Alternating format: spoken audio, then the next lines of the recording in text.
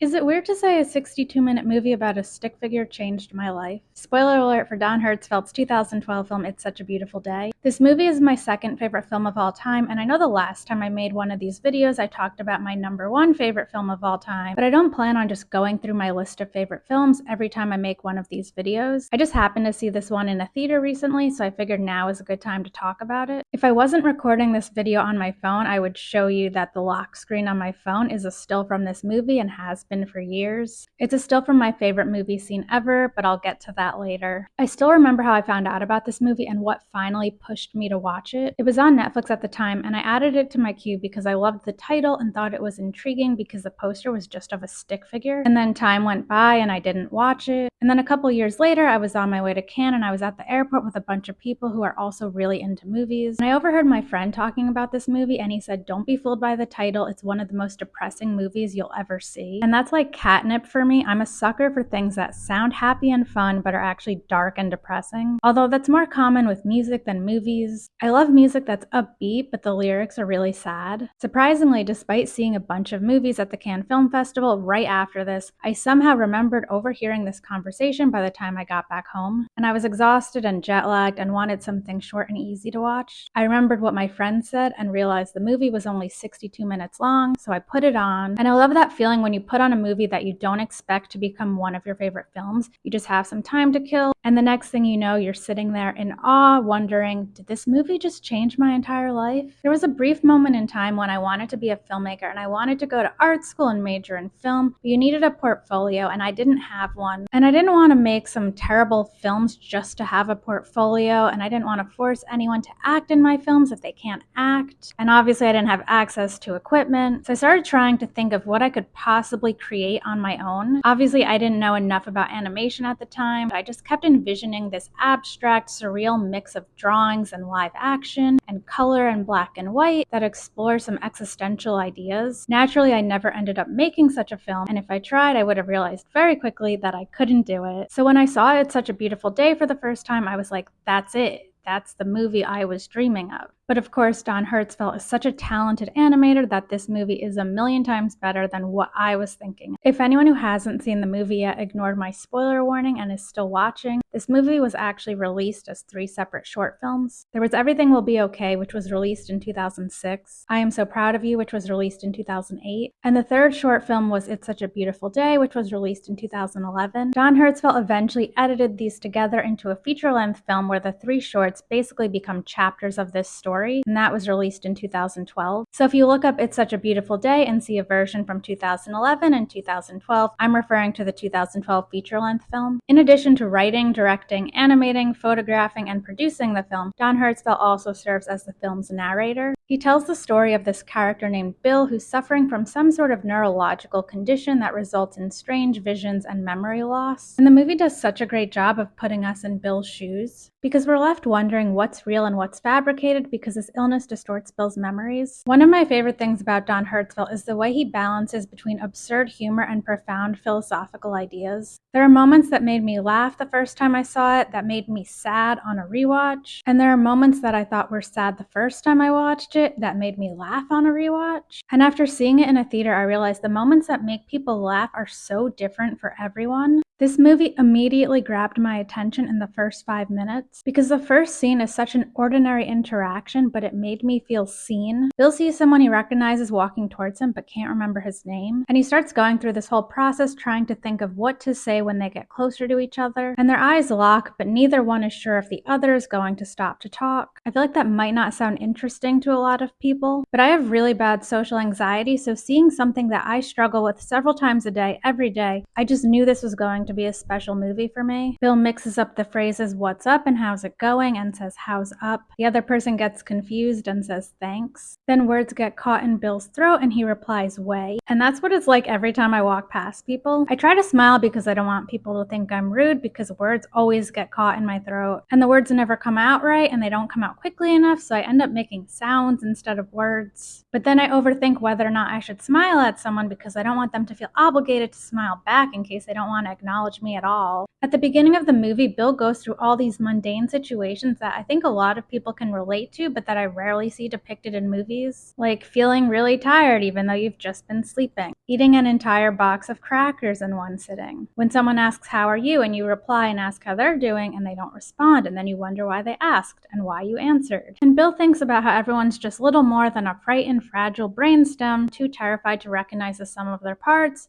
afraid of change, afraid of decisions, afraid of pain, stuck in traffic, listening to terrible music. That's something I think about a lot. Anytime I go somewhere with a lot of people, whether it's walking around a city, stuck in traffic, at a concert, I just look around and realize there are all these people, we're all in the same place at the same time, and yet we're living vastly different experiences. And all of these people have their own unique lives with their own thoughts and passions and worries. I just think it's beautiful that we're all alive at the same time. There's also a moment where Bill drops his keys on the counter and thinks about all the times he's done that before, and how he's wasted days of his life repeating the same tasks and rituals in his apartment. But then he wonders if realistically those repeated tasks are his life, and the unusual part is the time he spends doing other things, which is something I thought about before I even saw this movie. I always think about these things when I do laundry or clean, because my mind just thinks about how I can cross that task off my to-do list at that moment, but pretty soon I'll be doing the exact same task again. It's an endless, tedious cycle, which sounds really depressing, but I think it's the truth that a lot of us don't want to admit to ourselves. People fixate on the big moments in life, but those only make up a small fraction of our time on Earth.